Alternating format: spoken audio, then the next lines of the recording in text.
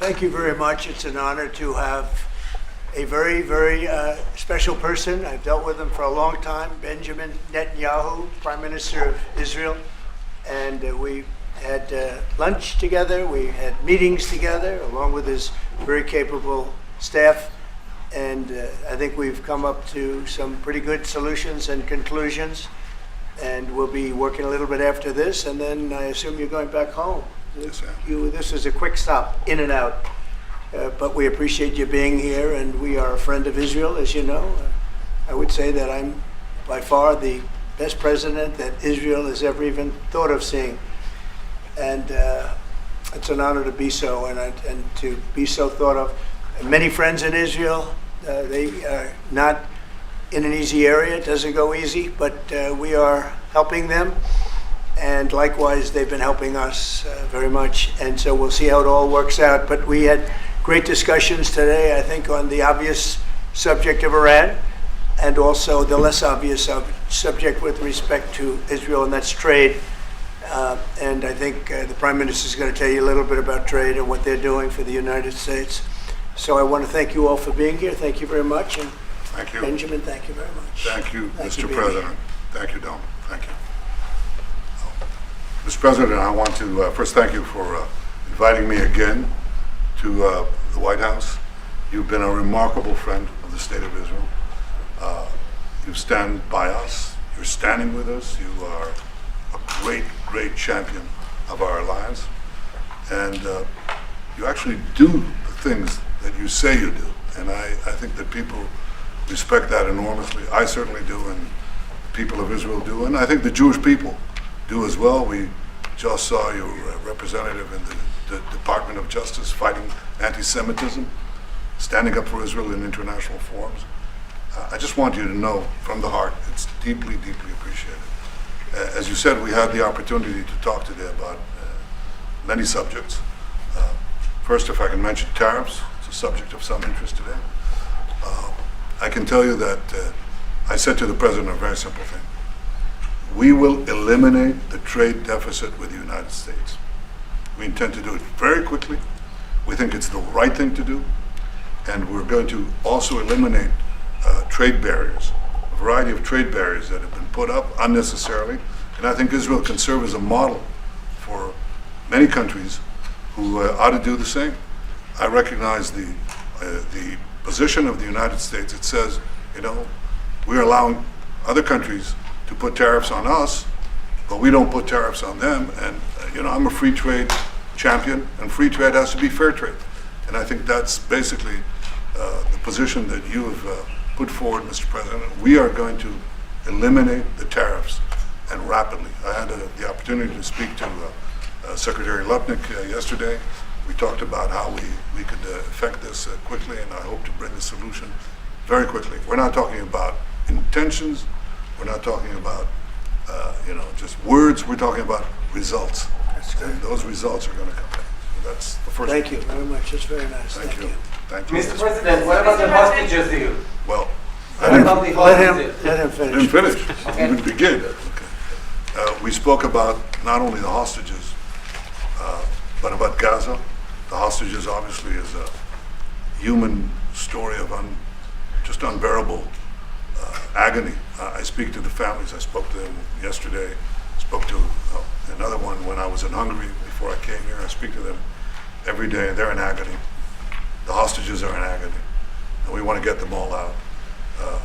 Steve Witkoff, who was President Trump's very able representative, helped us get a deal that got 25 out. We're working now on another deal that we hope will succeed.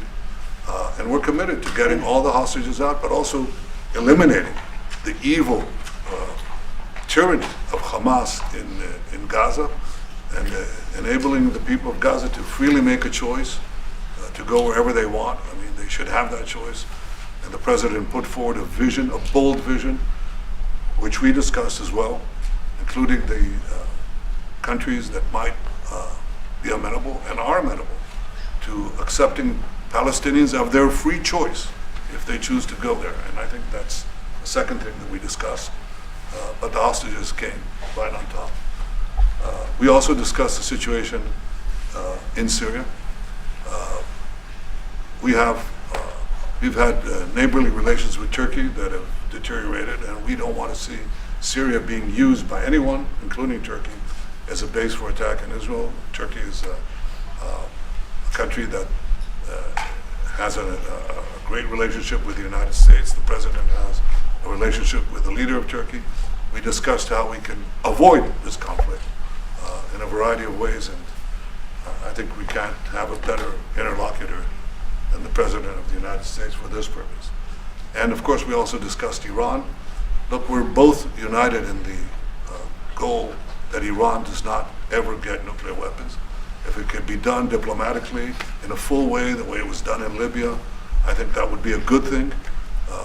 But whatever happens, we have to make sure that Iran does not have nuclear weapons. That's the end of my speech. Mr. President, Just to add to what is that, your specific we're having plan direct getting all talks the with, hostages wait a out? minute, wait. We're having direct talks with Iran, and they've started. It'll go on Saturday. We have a very big meeting, and we'll see what can happen. And I think everybody agrees that doing a deal would be preferable to doing the obvious. And the obvious is not something that I want to be involved with, or frankly, that Israel wants to be involved with if they can avoid it. So we're going to see if we can avoid it. But it's getting to be very dangerous territory. And hopefully those talks will be successful. And I think it would be in Iran's best interest if they are successful. We hope that's going to happen. And we had just a lot of good talks on a lot of things. I appreciate very much what you said about the tariffs. We've been ripped off and taken advantage of by many countries over the years, and can't do it anymore. Just can't do it anymore. We can't be the stupid people anymore. And it's all because of the people that sat in the seat right here. Not your seat, but this seat. They allowed things to happen to our country that they shouldn't have allowed to happen on trade and other things, many other things. I mean, look at what's happened with our last president, where he allowed millions of people to come into our country with an open border. Who would want an open border? How stupid is that? But he allowed millions and millions of people, and of the millions, and I think it was 21 million people, but let's say 3 of them were serious criminals, serious murderers and drug dealers and gang members and people from jails. All the jails emptied out right into our country, right along the open border on Mexico, generally the Mexico open. They came in from Canada too, by the way, a lot. But generally speaking, on the southern border. And what a shame it is that we are now working very hard to get them out, get the criminals out, get the murderers out, the drug dealers, the mentally insane, get them out. They dropped the mentally insane in our country too. And this was all done by the Biden administration. It's a disgrace that we have to work so hard. And then we have judges that try and protect these people, but they didn't protect us when the people were being let in. But to get them out is never easy with these people. So I think we're doing a great job. The border is the best it's ever been. It's even as strong as it was. I had a great, solid border. I think it might even be tougher right now and stronger. So people are coming into our country, but they're coming in legally. We have a legal process, and we have that moving along properly, because we need people to come into our country. But we want people that can love our country and cherish our country. So that's where we are. And with that, any questions? And would you be open to a pause in tariffs to allow for negotiations? Well, we're not looking at that. We have many, many countries that are coming to negotiate deals with us, and they're going to be fair deals. And in certain cases, they're going to be paying substantial tariffs. There'll be fair deals. As you know, I spoke this morning with the Prime Minister of Japan, and we had a very good conversation. They're coming. And I said, one thing, you're going to have to open up your country, because we sold no cars, like 0 cars in Japan, and they sold millions of cars into our country.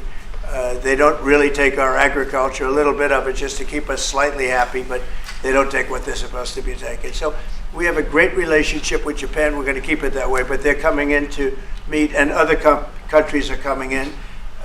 With China, as you know, against my statement, they put a 34% tariff on above what their ridiculous tariffs were already. And I said, if that tariff isn't removed by tomorrow at 12 o'clock, we're putting a 50% tariff on above the tariffs that we put on. So they've gone for years. They've become a rich country because of people, again, that were in the White House that allowed this to happen. Hundreds of billions of dollars a year they'd make on us on trade, and it shouldn't be that way. And I have a great relationship with President Xi. I hope it's going to stay that way. I have great respect for China, but they can't do this with just, we're going to have one shot at this, and no other president's going to do this, what I'm doing. And I'll tell you what, it's an honor to do it because we have been just destroyed, what they've done to our system. You know, we have $36 trillion of debt for a reason.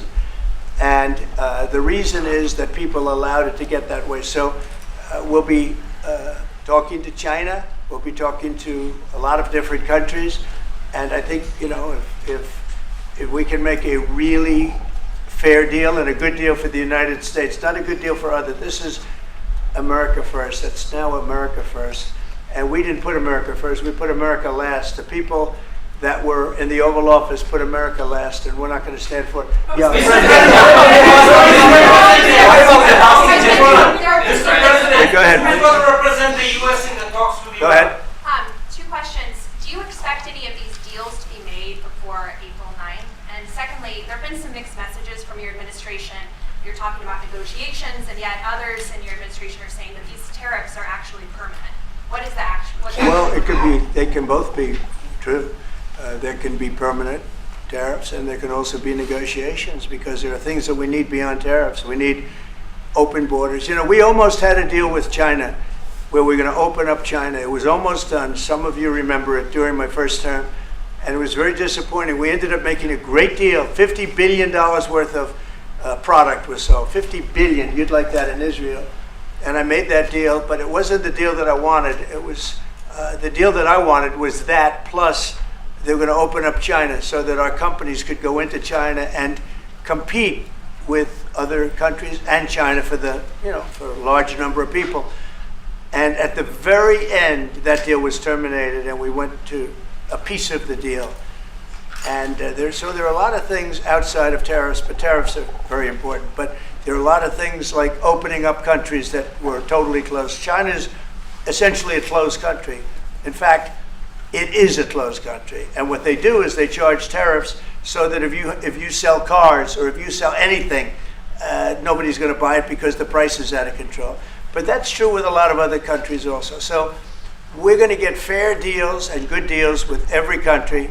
And if we don't, we're going to have nothing to do with them. They're not going to be allowed to participate in the United States. Mr. President,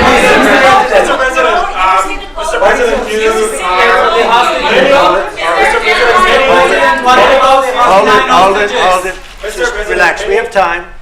This gentleman is all day long. Mr. President, thank you for the chance. Go ahead. Many of Palestinian Americans who voted for you and not for Biden because you've promised them to end the war in Right. Gaza. Very honored by that vote, too. The war is still going on and there's no hostage deal. Do you have any update on that? Well, I'd like to see the war stop, and I think the war will stop at some point that won't be in the too distant future. Right now we have a problem with hostages. We're trying to get the hostages out. We got quite a few of them out, but it's a long process. It shouldn't be that long. We have a big problem that we've done. I think I'll ask Pete to maybe talk about it for a second, because a lot of people are asking. The Houthis, we've been very tough and very successful militarily. We've really damaged them badly. These were people shooting down ships and other things, by the way, flying objects like airplanes. And we've put a major hurt on the Houthis, which nobody's been able to do. We've really hit them hard, and they know it, and they don't know what to do. And it's every night, night after night. And we've gotten many of their leaders and their experts. They're experts on missiles. I mean, they actually make missiles. Nobody thought that. But they make missiles. They're highly sophisticated, and they're very tough.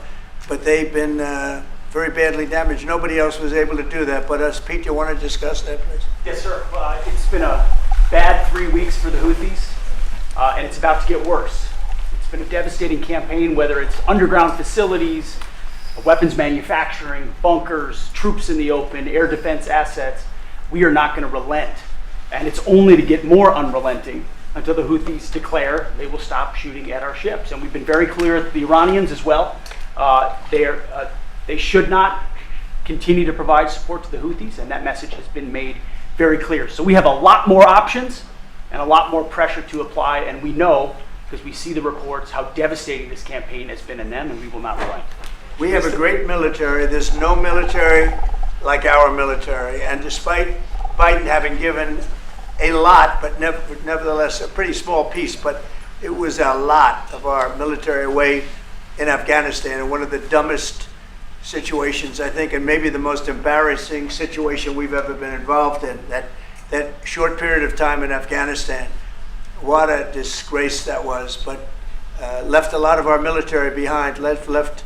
You see them in their annual parades where they're parading trucks that are armor plated and different things that they can't, but it's many billions of dollars we left behind.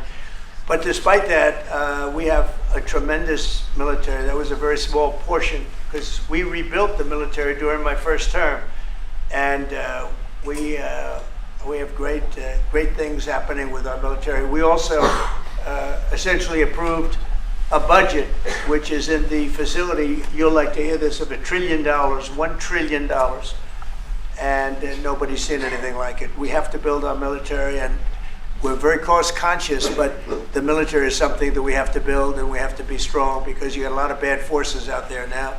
So we're going to be approving a budget, and I'm proud to say, actually, the biggest one we've ever done for the military. We're cutting other things that were under Doge, but under a lot of other. When you look at a woman getting $2 billion for environmental, and it had nothing to do with environmental, and they had $100 in the bank, and they give her $2 billion. Many of those cases, all that stuff is going to be cut out. But we are getting a very, very powerful military. We have things under order now, the likes of which we've never had before. We've never had the kind of aircraft, the kind of missiles, anything that we have ordered. And it's in many ways too bad that we have to do it, because hopefully we're not going to have to use it. But the military is very, very powerful, and it's going to remain that way. How do you, Please. Yes, Queen. Thank you, Mr. President. I want to ask you about Iran, because this is the first time we hear that the U.S. is having a direct contact with the Iranians. Is it possible to give us some more information at what level the U.S. is? High level, very high level, yeah. We're dealing with the Iranians. We have a very big meeting on Saturday, and we're dealing with them directly. You know, a lot of people say, oh, maybe you're going through surrogates, or you're not dealing directly, you're dealing through other countries. No, we're dealing with them directly, and maybe a deal is going to be made. That would be great. It'll be really great for Iran, I can tell you that. But hopefully, we're not going to have to get into that. We are meeting very importantly on Saturday at almost the highest level, and we'll see how it works out. Please. how do you ensure, Mr. President, that these tariffs don't drive U.S. trading partners into the hands of the Chinese? I'm not worried about it. I'm not worried about it. If they want to be in the hands of the U.S., they don't want to be in the hands of the Chinese. And the Chinese have turned out to be really not very good at that. People that are with us, they're with us. But we cannot be taken advantage of any longer. I used to watch these deals for years. I've been talking about it for years. You know, I've been talking about it for 35 years, how our country is being ripped off. I mean, 30 years ago it was Japan, then it was something else, then it was another group, then it was China. China's doing the best job of it, frankly. And it's just not going to happen. Not going to happen. Mr. President, the EU has said that they have offered 0 for 0 tariffs on cars and industrial goods. Is that not enough? Well, the EU, no, it's not. The EU has been very tough over the years. I always say it was formed to really do damage to the United States in trade. That's the reason it was formed. It was formed with all of the countries from Europe, I guess most of them, not all of them, but most of them. And they formed together to create a little bit of a monopoly situation, to create a unified force against the United States for trade. So they have NATO, which is largely the same countries. and they took advantage of us dollar-wise and militarily until I got there. You know, I was able to get $600 billion from NATO, where they paid NATO because most of these nations weren't even paying. We were paying for NATO, so we're paying them to guard them militarily, and they're screwing us on trade. So that's not a good combination. So now it's really turned around. It's the opposite, and the European Union's been very bad to us. They don't take our cars, like Japan in that sense. They don't take our agricultural product. They don't take anything practically. And yet they send millions of cars in a year, Mercedes-Benz, Volkswagen, BMWs. They're sending millions and millions of cars into the US, but we don't have a car that's been sold to the European Union or other places, but let's go for the European Union. And it's not going to be that way. It's got to be fair, reciprocal. It's got to be fair. It's not fair. We have a deficit with the European Union of $350 billion. And it's going to disappear fast. And one of the reasons and one of the ways that that can disappear easily and quickly is they're going to have to buy our energy from us because they need it. They're going to have to buy it from us. They can buy it. We can knock off $350 billion in 1 week. They have to buy and commit to buy a like amount of energy. And we have that. You know, we have more energy than any country in the world. I don't know if you know that. He knows everything, but the one thing he may not know, we have more energy than any country in the world. We have more of every kind of energy, every form of energy, from oil and gas to coal. And people talk about, I call it beautiful, clean coal. As you know, Germany is opening up a coal plant a week. They tried the windmills and it didn't work. They tried all the other solutions and they were ready to go out of business. Now they're doing a coal plant a week. China is now up to 2 coal plants. They're opening 2 major coal plants every single week in China, all over China. And then we're not allowed to use coal. Well, we have clean, beautiful coal more than anybody else. We have oil and gas more than anybody else. We have the most energy of any country in the world, including Saudi Arabia, including everybody, by a lot. And I took it to number 1. We were number 3, and I took it to number 1 during my administration. And the reason that we were hurt so badly and the reason that we went into such incredible inflation during Biden is energy. It was also their bad spending, but energy, because they played around with this incredible thing that we had built, this administration had built, and the energy costs went through the roof. And when that went up, everything else followed. Now, if you look at what's happening, you're going to see this today. I said we're going to try and get groceries down, right? An old-fashioned term, but a beautiful term. Eggs. So when I got in, the press went absolutely crazy the first week. They said, eggs have quadrupled in price. I said, I just got here. Tell me about it. And Brooke Rollins and our team did a great job, and eggs are down now 79%, and they're all over the place. And this was a problem that somebody else would have taken a long time to cure. We have energy is down. We have interest rates are down. We have groceries, meaning food is down. We have everything is down at levels that nobody ever thought possible. Energy looks like it's going to be in the $2.50 a gallon range and maybe below that for a car, so for gasoline. So we're really doing amazing. I mean, we're cutting prices because prices got so high, people couldn't live. I mean, the prices for groceries, the prices for standard groceries, standard things were going through the roof. They couldn't live. And now those prices are coming down. So call them groceries, but that's down, energy's down, and interest rates are down. Everything's down. And the interest rates, the beauty there is when we refinance debt, you know, debt's become such a big factor in this country. We're going to start paying debt off with tariffs and other things. But it's such a big factor because the interest rate's so high. Well, now that's coming way down. So our budget's going to look a lot better because interest costs are way down. And I guess I've done that. Okay. Many Israelis are watching you now on live show. Good. What is your specific I hope they like way of getting the hostages out from the horrific captivity? Yeah, we are trying very hard to get the hostages out. We're looking at another ceasefire. We'll see what happens. But we want to get the hostages out. The Israeli people want the hostages out more than anything. They want the hostages out. This man is working very hard with us to do that. I mean, I don't know. I hope he's being appreciated because he's been a great leader. He's working very, very hard on the hostages and many other things. And there are plenty of things you have to work on. It's a tough place in the world, isn't I it? have a good partner. Yeah, you do have a good partner, and so do we. We're working very hard on the hostages.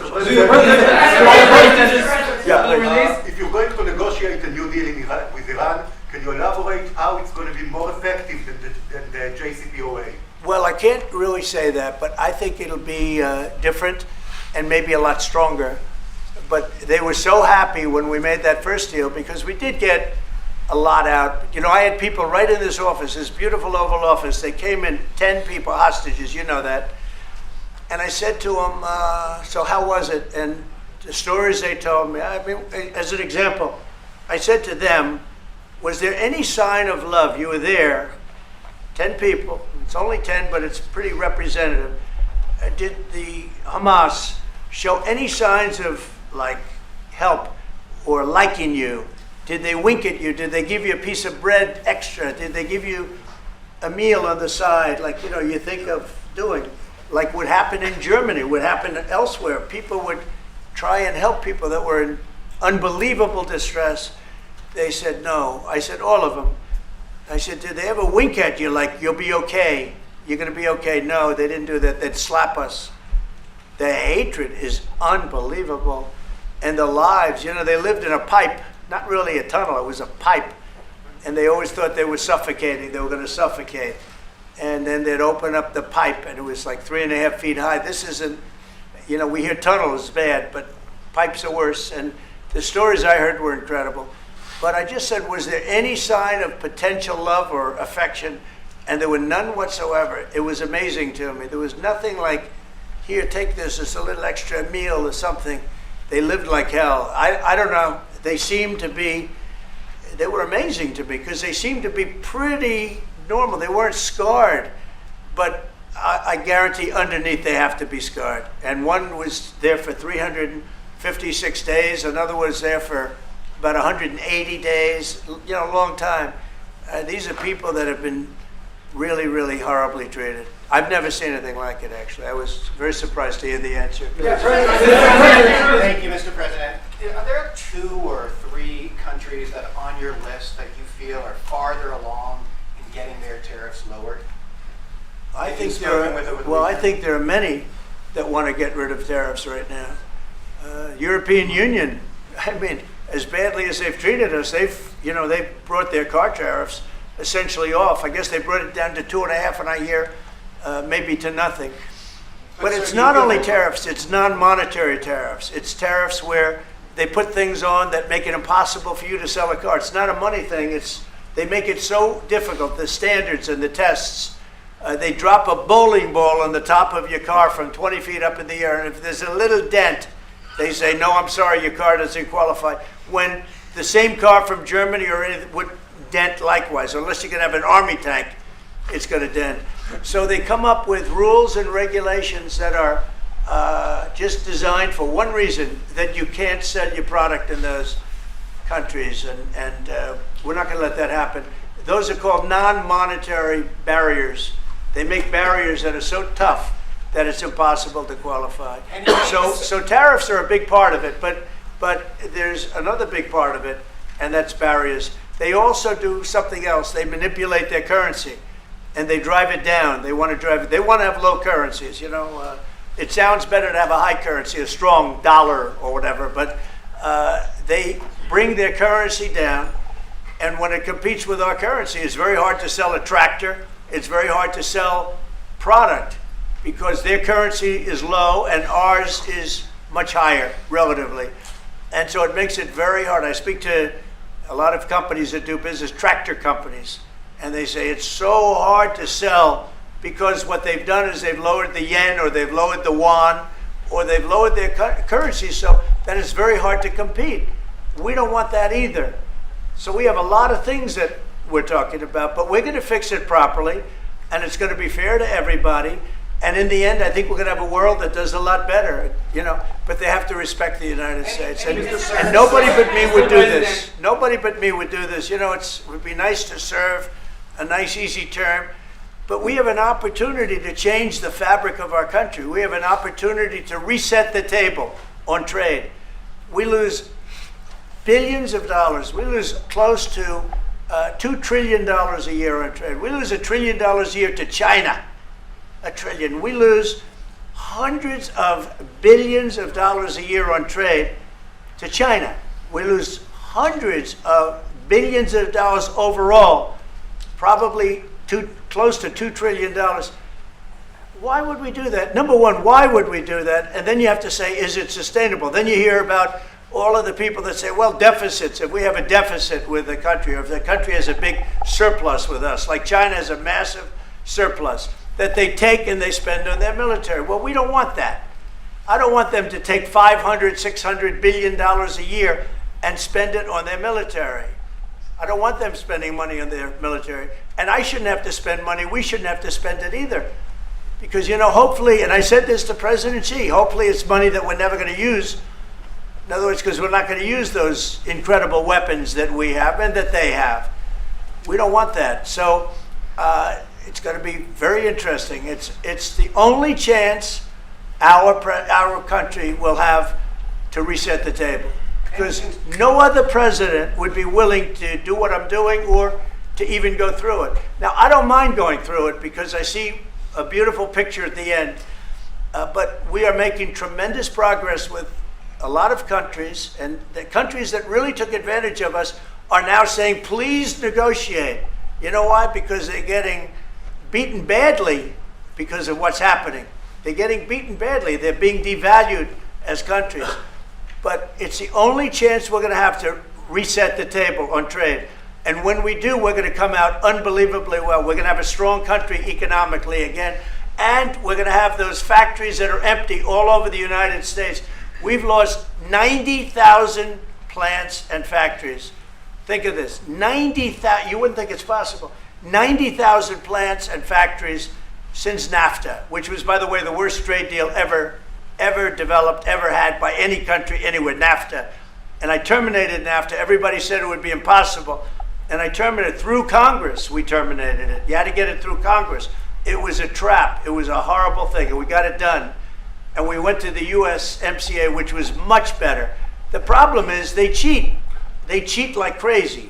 Canada cheats. Mexico cheats. Just one of those things. But we are resetting a table, and we're going to have great trade.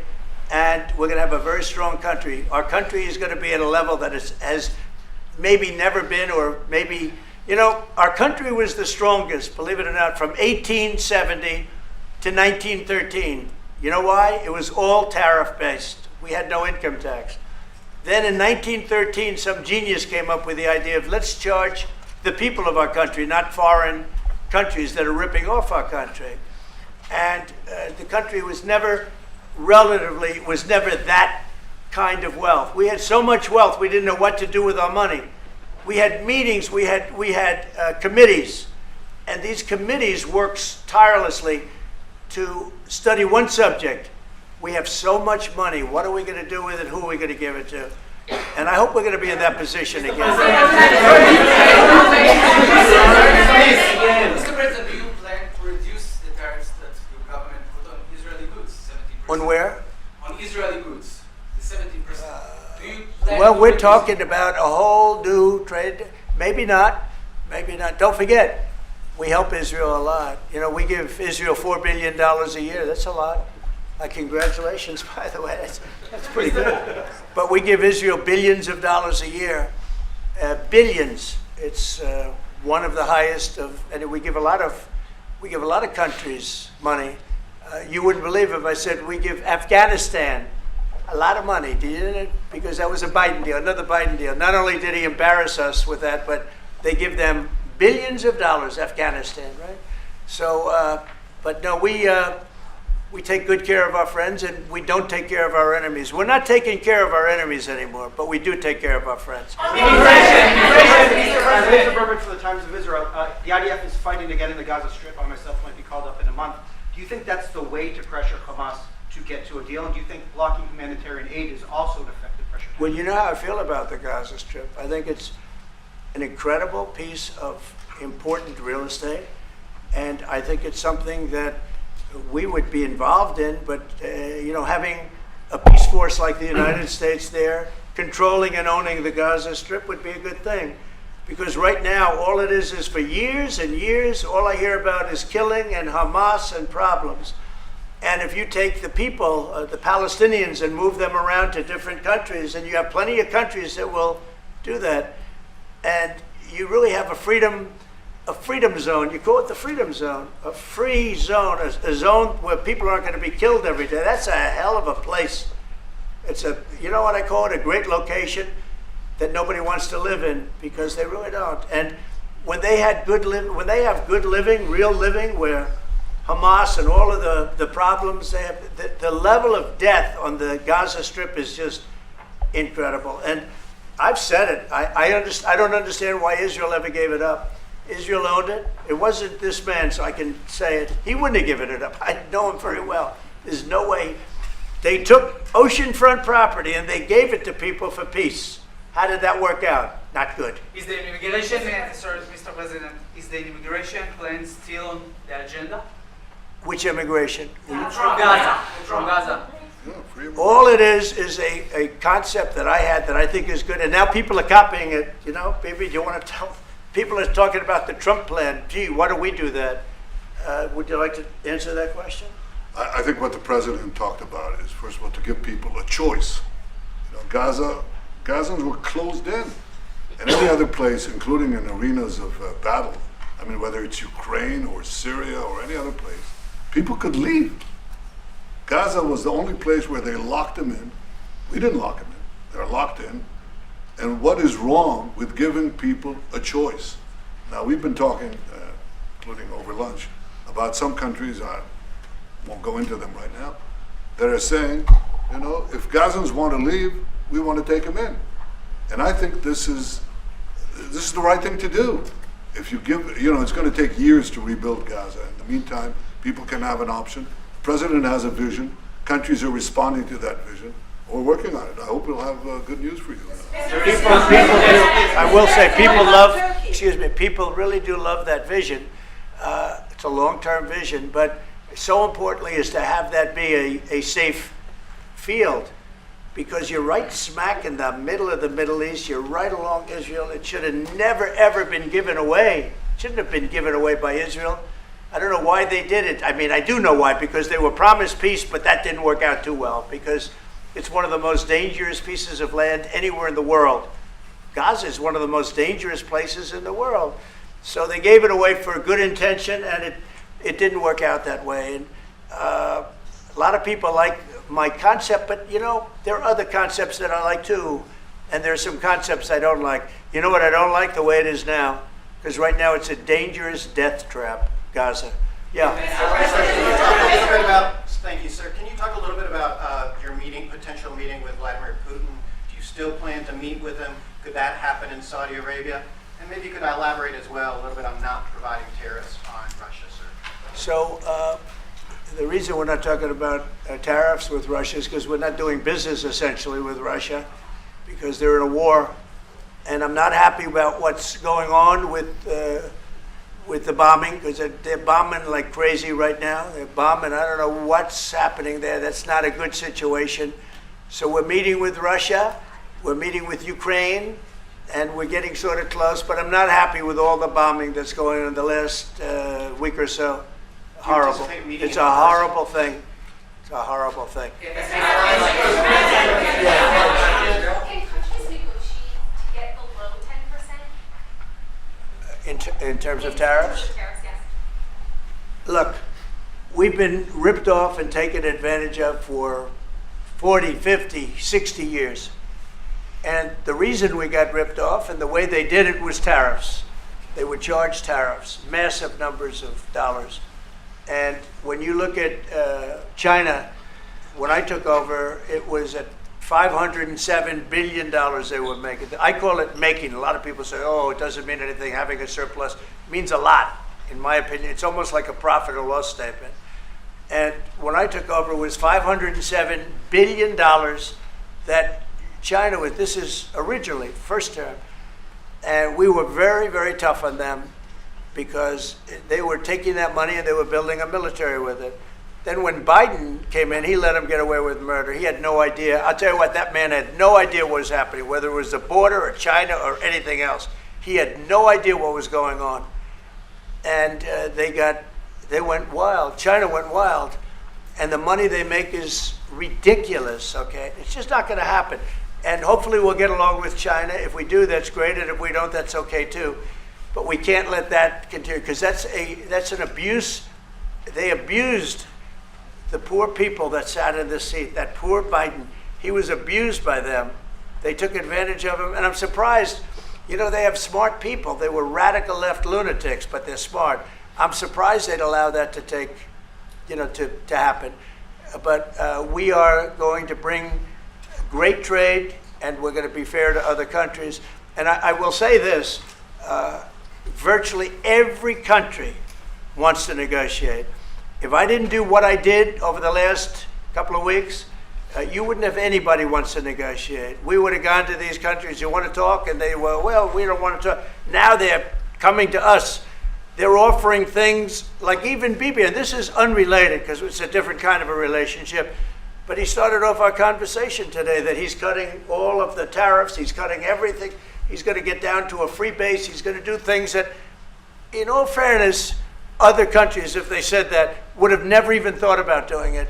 Now they're offering things to us that we would have never even thought of asking them for, because they're experiencing a lot of hurt. And the hurt is that they've taken advantage of us and we finally fought back. Tariffs will make this country very rich. We're rich anyway, but we're rich in a certain way. We have $36 trillion in debt. I want to get rid of it.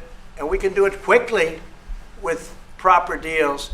So when countries don't allow us to sell our product, but we allow them to sell their product, when they charge us massive amounts of money for the privilege of going into their country, those days are over. Okay. Yeah, go ahead. Sir? Me? Yeah. He sounds so Thank surprised. you, Mr. President. On Iran, two questions, please. First, you can give us more details about where the meeting on Saturday is going to I be. can't tell you that. I can just tell you there's a major meeting going on between us and Iran, and that'll take place on Saturday, and it's at top level. And second question about this. A lot of people think that those talks are not going to lead anywhere because the Iranians may be will right. never give up their nuclear That's, program. I think that's a possibility too.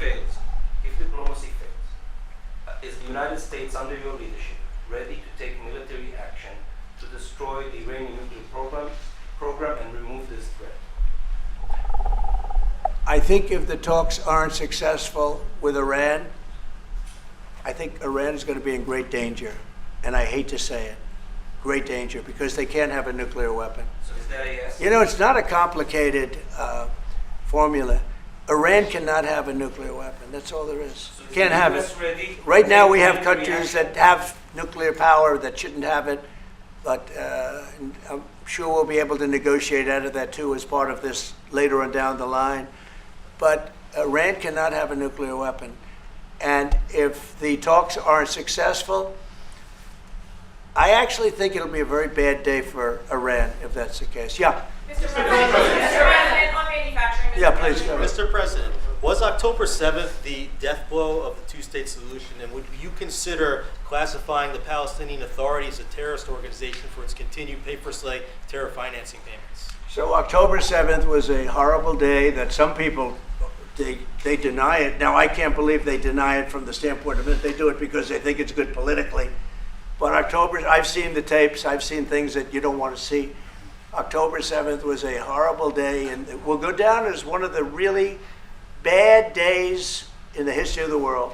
It was a horrible, horrible thing that happened. And they grabbed some of these people. I'll give you an example. When I was with the 10 hostages a few weeks ago, I said, so how many are there? 59. I said, oh, so 59, so we can get 59. They sort of knew the territory pretty good. And I said, how are they doing? They said, well, only 24 are living, the rest are dead. And these are young people largely. Young people don't die. You know, young people have an amazing ability to live. They can live through horrible things, but these are young people. And when they said that 24 are living and the rest are dead. And you know, I've had parents come up, Israeli parents largely. We have some Americans, and I guess we have one left, Alex. We have the one left. But I've had Israeli parents come up to me at events and say, my son is there. I said, well, how's he doing? Well, he's dead. But would you do me the biggest favor ever? Could you bring his body back home? They talked about a young dead boy and a young dead girl like they were living.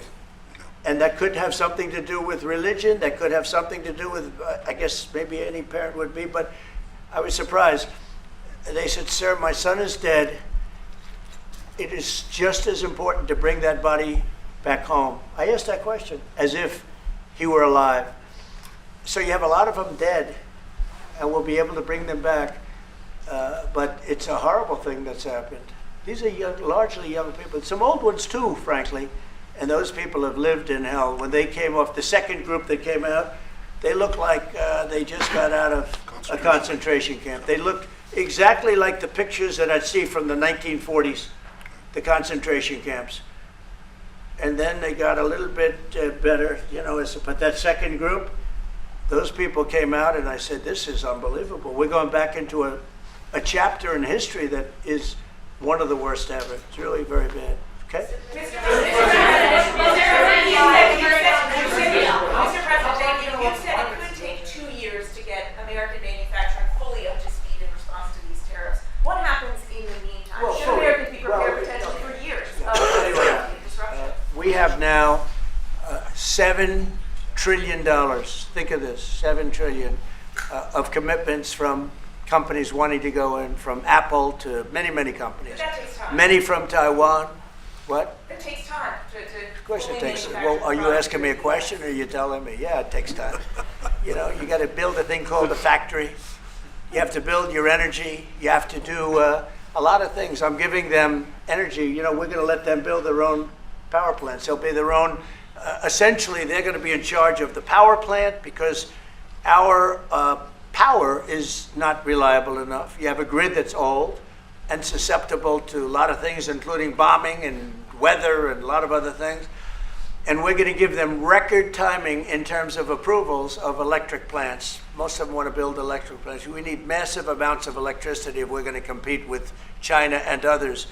And interestingly, we're way ahead right now in the AI race with China. But the way we lose that race is if we can't give them electric. But we have more plants being built. We have everything. We're doing so great. And we want to keep it that way. And tariffs will be an important part of it. But one of the other things, Lee Zeldin's doing a fantastic job, head of environmental protection. And he's doing very rapid approvals for people to get, for big companies that are going to build a plant that's going to cost billions of dollars. And we're going to get them their approvals. They have to be environmentally perfect, everything good, but they're going to be in record time, a matter of months versus a matter of many, many years. Okay? Go ahead. Turkey claims it will stabilize the situation in Syria. Turkey? Yeah. Israel doesn't want Turkey to influence Syria. What do you think? Do you think Turkey's influence in Syria can actually make it a better, more peaceful country, or vice versa? Well, I have great relations with a man named Erdogan. Have you heard of him? And I happen to like him, and he likes me, and I know the press will get very angry. He likes Erdogan, but I do, and he likes me, and we've never had a problem, and we've gone through a lot, and we've never had a problem. We've always got, as you remember, we got our minister back from Turkey. You remember that? And this was a big deal at the time, and we got him back. And I told the prime minister, I said, just, Bibi, if you have a problem with Turkey, I really think I'm going to be able to work it out. You know, I have a very, very good relationship with Turkey and with their leader, and I think we'll be able to work it out. So I hope that's not going to be a problem. I don't think it will be a problem. Now, with that being said, I believe it was Turkey, and I said that to him. I said it. I said, congratulations. You've done what nobody's been able to do in 2,000 years. You've taken over Syria with different names, but same thing. I said, you've taken it over. He's taken it over through surrogates. He goes, no, it was not me. I said, it was you. But that's okay. You don't have to say, well, it sort of maybe was me. Okay. But what he did, look, he's a tough guy and he's very smart. And he did something that nobody was able to do. You know, you got to hand it to him. Any problem that you have with Turkey, I think I can solve. I mean, as long as you're reasonable. You have to be reasonable. We have to be reasonable. Thank you very much, everybody.